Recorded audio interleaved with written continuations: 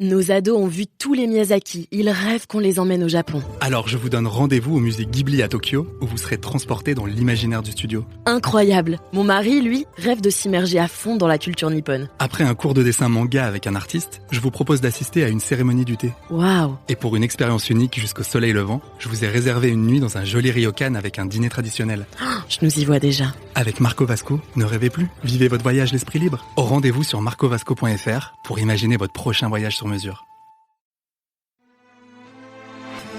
Les podcasts du Figaro. Je donne, je reçois, je donne, je reçois. C'est ce muscle-là qu'il faut qu'on réactive tous ensemble, parce que c'est ce muscle-là qui va créer de la confiance entre nous. On est en train de passer les uns à côté des autres. Le modèle de société dans lequel nous sommes n'est plus tenable. Il y a une urgence à changer. On a besoin d'aller à l'autre bout du monde pour nous engager. Et donc de sortir à nouveau de sa zone de confort. Il me semblait qu'il y avait quelque chose d'injuste. C'est un métier qui demande du temps. De l'empathie, c'est dur. C'est dur, mais c'est tellement gratifiant de faire des... À la fois c'est génial et à la fois ça nous terrifie. S'engager, c'est prendre ses responsabilités. Et puis il y avait l'idée aussi de montrer un exemple. Et lâche rien, fonce et avance, quoi. Bonjour et bienvenue dans Les Engagés, le podcast qui donne la parole à celles et ceux qui nous aident à voir plus loin. Aujourd'hui, j'ai le grand plaisir de recevoir Diane Dupré-Latour, fondatrice des Petites Cantines. Les Petites Cantines, ce sont des restaurants de quartier solidaires à prix libre. Bonjour Diane. Bonjour. Diane, je vais essayer de vous présenter en quelques mots. Vous avez une quarantaine d'années. Il y a 10 ans, vous perdez votre mari dans un accident de voiture, alors que vous avez 3 jeunes enfants.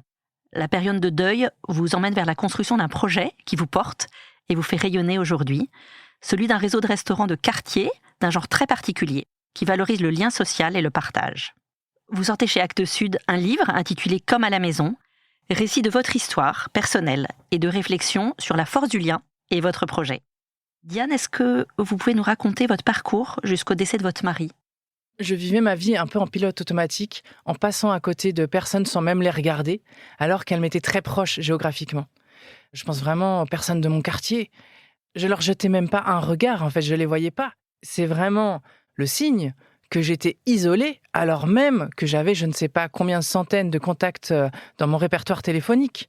Donc ça veut dire que quand on parle d'isolement, en fait on parle de quelque chose qui peut passer complètement inaperçu et concerner des personnes qui ont l'air extrêmement sociables. C'était mon cas.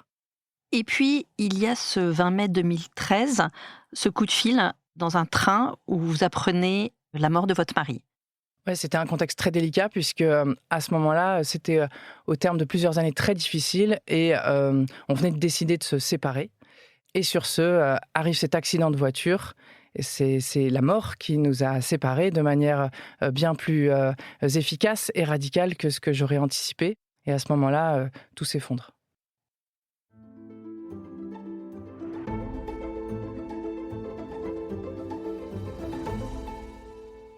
Et en plus de votre famille et de vos amis proches, vous découvrez la force du lien et de ce que vous appelez dans votre livre le lien faible. Est-ce que vous pouvez nous expliquer ? La force des liens faibles, c'est une théorie qui a été formulée par un sociologue américain dans les années 70 et qui montre qu'on a tort de ne pas se préoccuper des gens qui nous sont affectivement un petit peu distants. Vous savez, ces étrangers qu'on croise dans le quartier et qu'on ne salue pas vraiment, mais on sait qu'ils sont là.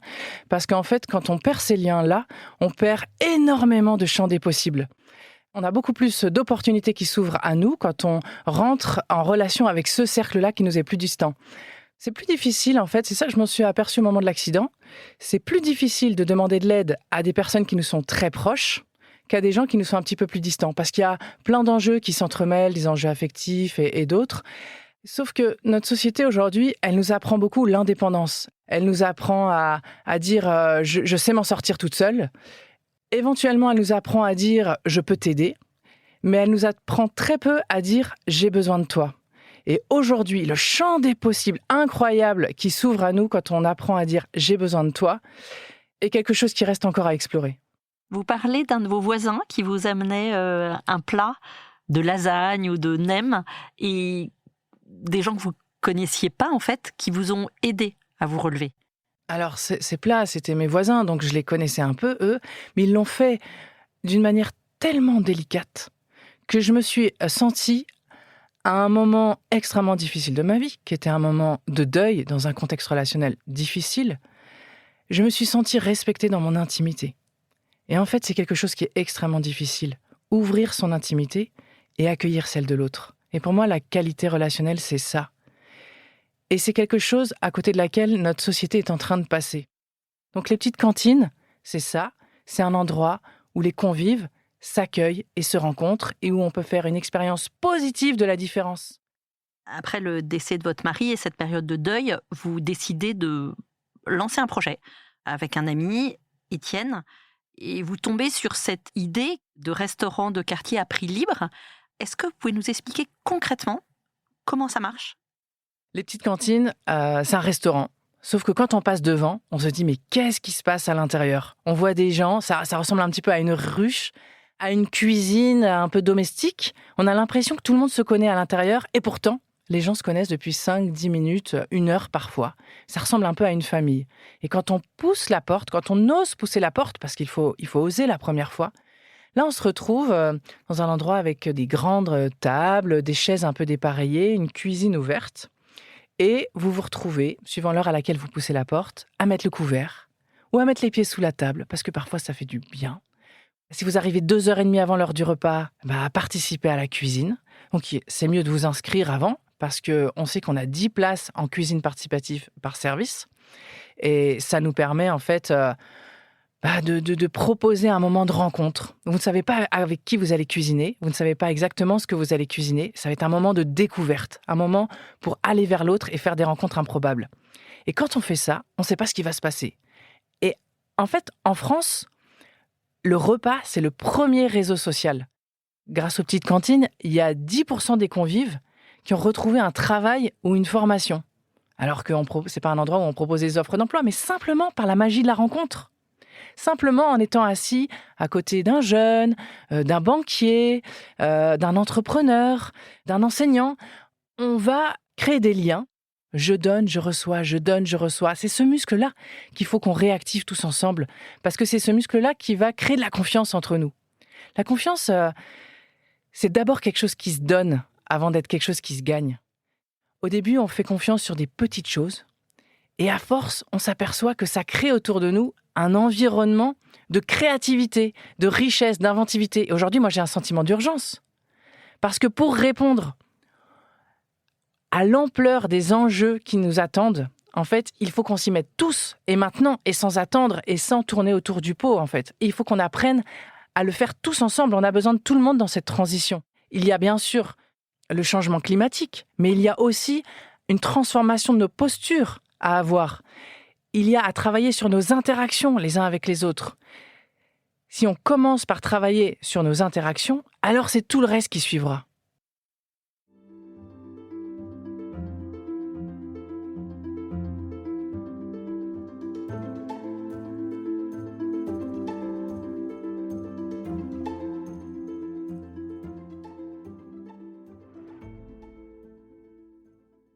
Le projet est né à Lyon, donc c'est vraiment le berceau du projet. Aujourd'hui, il y a 13 petites cantines ouvertes, enfin plutôt 14, puisque la 14e ouvre ses portes dans l'agglomération de Rennes, à Bru. Et nous accompagnons 26 projets qui sont donc en phase de montage partout en France. Ce sont des porteurs de projets, donc des habitants qui habitent dans une commune et qui vont se mobiliser ensemble.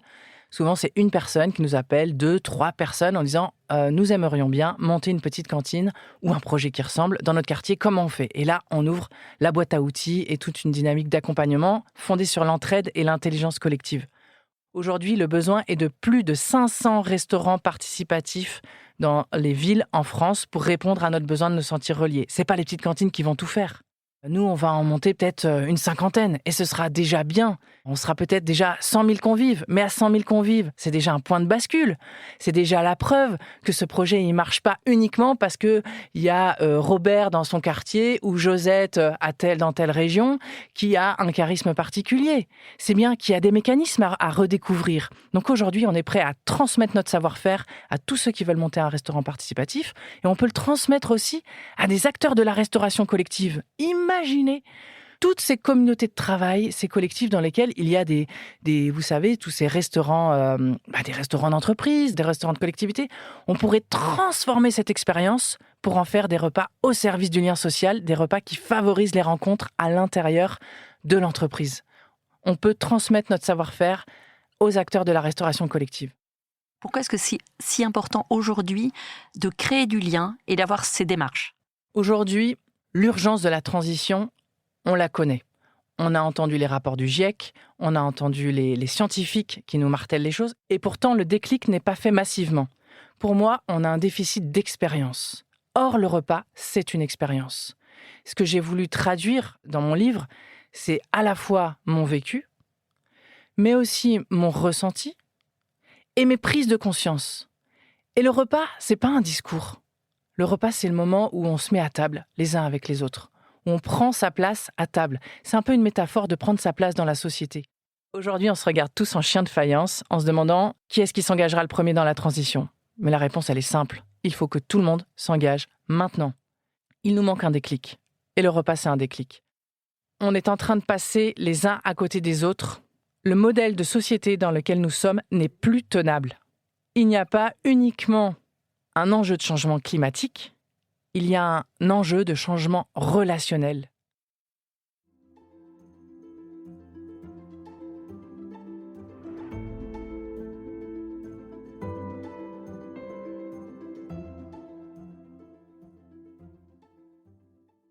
On en arrive à la fin de notre entretien.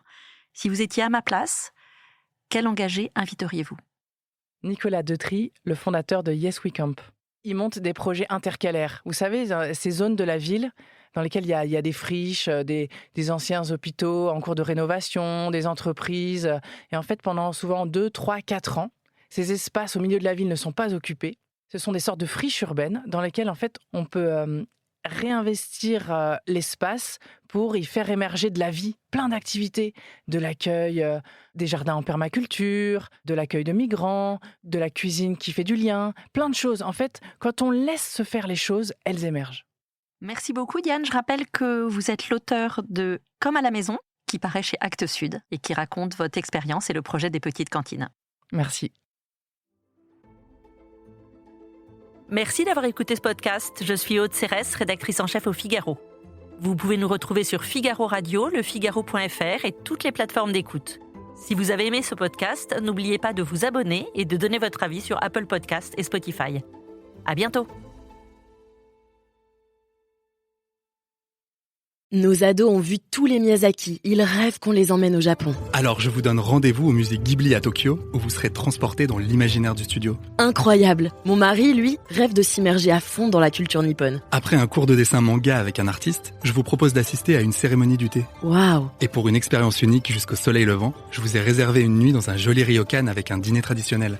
Je nous y vois déjà. Avec Marco Vasco, ne rêvez plus, vivez votre voyage l'esprit libre. Rendez-vous sur marcovasco.fr pour imaginer votre prochain voyage sur mesure.